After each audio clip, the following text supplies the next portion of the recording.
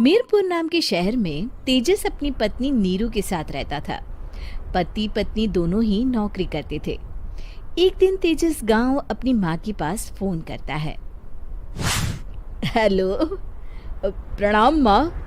जीते रहो माँ, तुम दादी बनने वाली हो हैं? अरे वाह, ठीक है बेटा, मैं कल ही आती हूँ। जब माँ जी शहर पहुंची तो बेटे बहू ने बहुत अच्छे से स्वागत किया।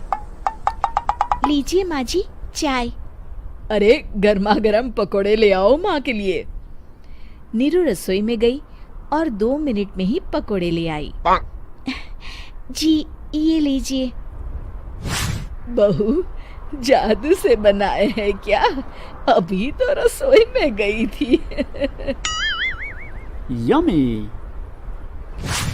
माँ जी, शीला रसोई में पकोड़े तल रही है, मैं बस लेकर आई। हे भगवान, मेरा धर्म भ्रष्ट कर दिया तूने। अब तो गंगा जल से शुद्धिकरण करना होगा। दूसरे दिन, माँ जी मैंने नाश्ता बना दिया है, ऑफिस जा रही हूँ। पर अभी तो घर का सारा काम पड़ा है। शीला आती ही होगी, झाड़ू पोछा बर्तन कपड़े वो सब कर लेगी। हमारे जमाने में घर का सारा काम हम ही करते थे। जी माँ जी, आप बहुत होशियार हैं, मैं घर ऑफिस दोनों नहीं संभाल पाती।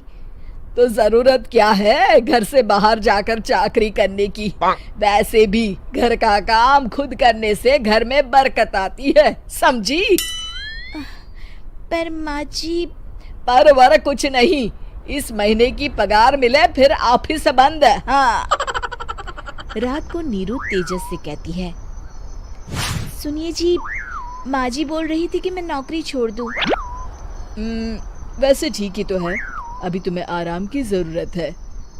फिर भी आराम कहाँ, शीला को छुड़ाने के लिए बोल रही थी। तो अब 24 घंटे में इतना काम तो कर ही सकती हो। पर जॉब पसंद है मुझे, घर पर मन नहीं लगेगा। अगले दिन जब दोनों ऑफिस के लिए निकल रहे थे, मेरी तो कोई कीमत ही नहीं है इस घर में।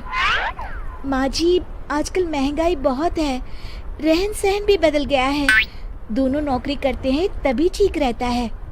अच्छा, तू कहना क्या चाहती है? मेरा बेटा तुझे बिठा के खिला नहीं सकता?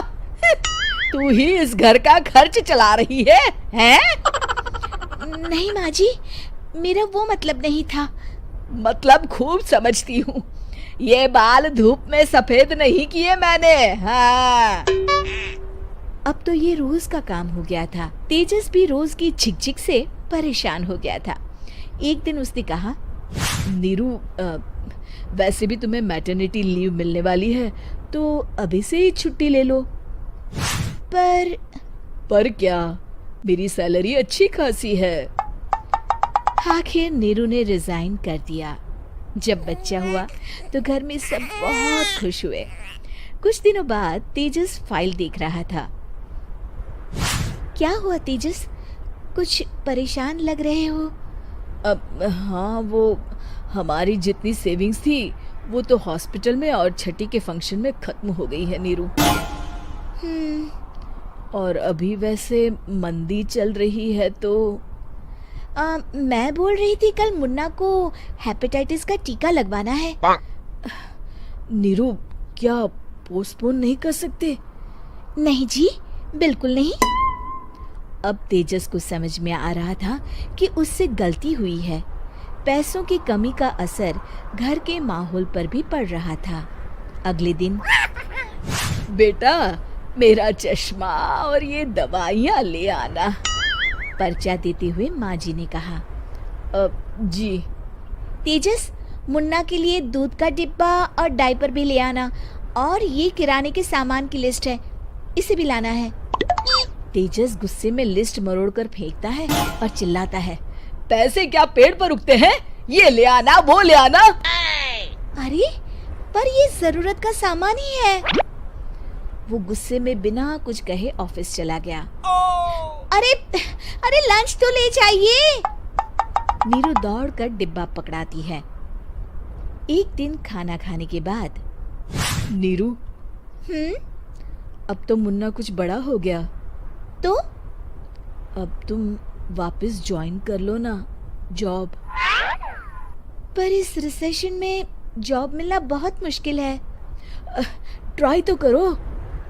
फिर मुन्ना? माँ जी है ना, और एक फुल टाइम मेड भी लगा लेंगे। पर माँ जी, उन्हें तो पसंद नहीं। तभी माँ जी वहाँ आ जाती है और प्यार से नीरू के सर पर हाथ फेरते हुए बोलती है, अब मेरी समझ में आ गया बहू, पहले के और अब के समय में अंतर है। तुम काम शुरू करो, मुन्ना की जिम्मेदारी मेरी। मेरी प्यारी माँ जी। ये कहकर नीरू उनके गले लग गई। शिक्षा, परिवर्तन संसार का नियम है, हमें भी समय के साथ चलना चाहिए। उम्मीद है कि आपको हमारी ये कहानी पसंद आई होगी। कृपया हमारे चैनल को सब्सक्राइब करें और सभी अपडेट्स के लिए बेल आइकन जरूर क्लिक करें। और हाँ, वीडियो लाइक और शेयर करना मत भूलिएगा। Bye bye.